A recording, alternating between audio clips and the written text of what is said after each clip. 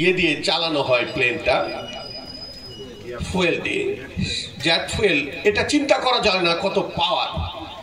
সেখানে তাদের শরীরটা জ্বলসিয়ে শরীর থেকে চামড়া পুড়ে পড়তেছিল, এবং ছোট ছোট যারা অবুঝ, কিছুই বুঝে না, সেই বাচ্চাগুলি আত্মনাদ, কোন দিকে যাবে কোন দিকে পড়বে। অনেকে পাড়ার, অনেকে টেবিলের নিচে, অনেকে এভাবে সেভাবে পড়ে যার মৃত্যুটা হলো।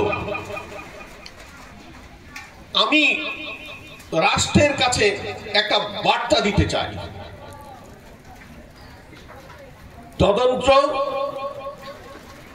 Committee report submit, action. এই তামাশা বাংলার মাটি থেকে বাদ দেওয়ার ব্যবস্থা করেন। অ্যাকশন।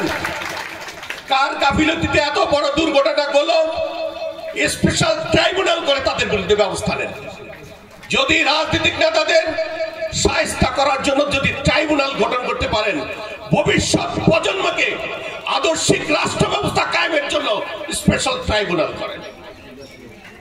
যাদের সন্তান, যেই বাবার শুনলাম একটা পরিবারের 3 জন সন্তান মারা গিয়েছে, কিসের ট্রাইব্যুনাল, কিসের বিচার, কিসের গঠনতন্ত্র? এগুলিতে কি কিছু করবে? যে সন্তান হারিয়েছে সে জানে, তার যে বাপ মা জানে তার সন্তানের দুটো আনতে কত কষ্ট হয়েছে।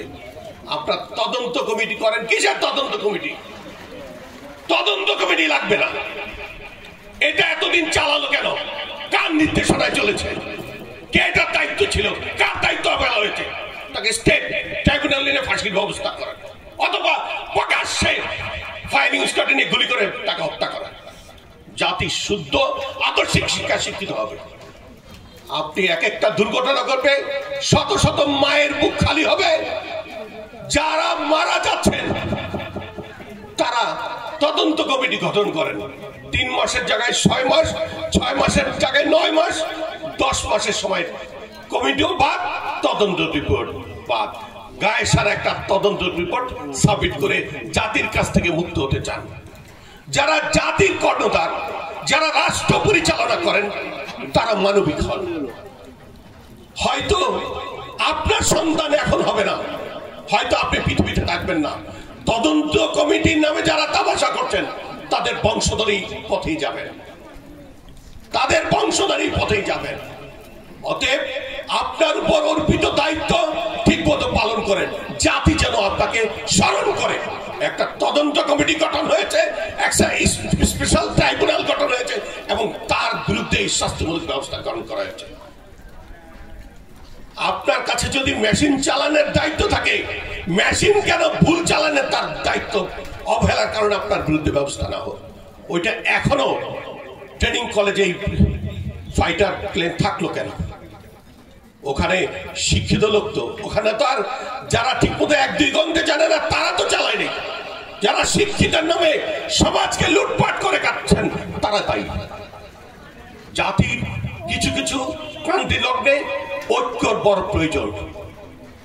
রাষ্ট্রের যারা নীতি নির্ধারক তাদের সিদ্ধান্তের বেলা ভবিষ্যৎ প্রজন্মকে আদর্শিক মানবিক রাষ্ট্র ব্যবস্থা চালু করার জন্য একত্রিত হওয়া দরকার, সঠিক সত্য কথা বলা দরকার। আপনি যেই পজিশনেই থাকেন না কেন, আপনার পজিশন যদি চলে যায় বা সত্য কথা বলে আপনি বিদায় হয়ে যান। যেখানে মানবিকতা থাকবে না, যেখানে সত্য বলা যাবে না, সেখানে আপনারা চাকরি করেন না। দৃষ্টান্ত দেখান যে আমার উপর অর্পিত দায়িত্ব, এরা অবহেলার কারণে আমি বলতে পারছি না বলে আমি এই আমার পজিশন থেকে অব্যাহতি চলে গেলাম। তাদের যারা মারা গেছে, তাদের বাপ মা এবং যারা শহীদ হয়েছে, তারা অন্তত কবরে গিয়ে তৃপ্তি পাবে।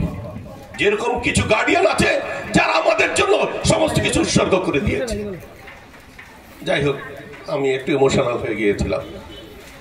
আমি কোনোভাবেই এই মাইলস্টোনের ঘটনাটা ভুলতে পারতেছি না। তো আজকে আমি তোমাদের ছোট বাবুদেরকে বলবো যে